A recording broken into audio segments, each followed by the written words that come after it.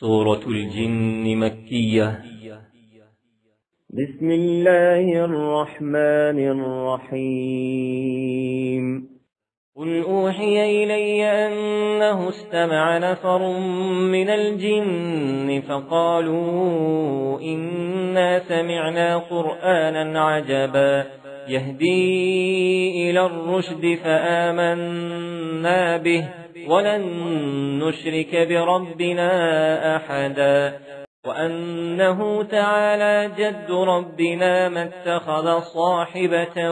ولا ولدا وأنه كان يقول سفيهنا على الله شططا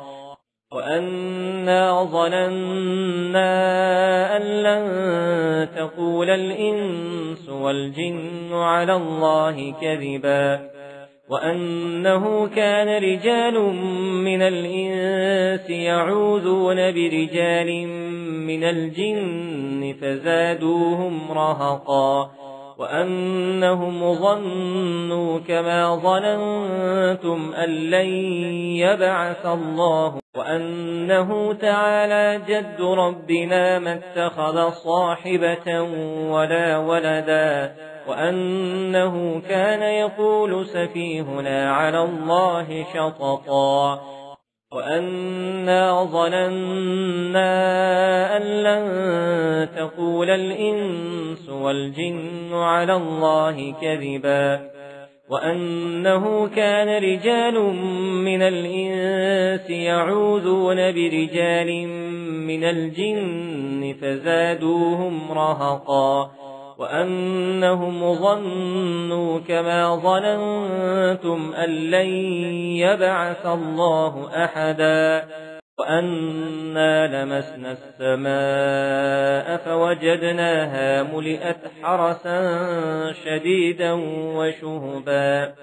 وأنا كنا نقعد منها مقاعد للسمع فمن يستمع الآن يجد له شهابا رصدا وأنا لا ندري أشر أريد بمن في الأرض أم أراد بهم ربهم رشدا وأنا منا الصالحون ومنا دون ذلك كنا طرائق قددا وأنا ظننا أن لن نعجز الله في الأرض ولن نعجزه هربا وأنا لما سمعنا الهدى آمنا به فمن يؤمن بربه فلا يخاف بخسا ولا رهقا وأنا منا المسلمون ومنا القاسطون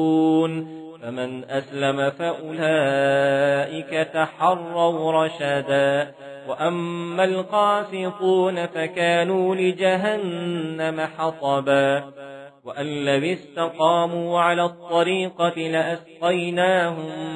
ماء غدقا لنفتنهم فيه ومن يعرض عن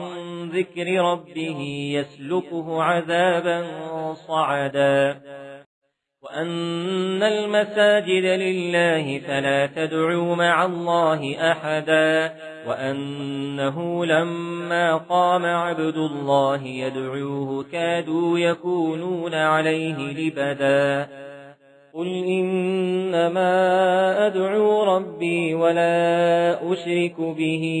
أحدا قل إني لا أملك لكم ضرا ولا رشدا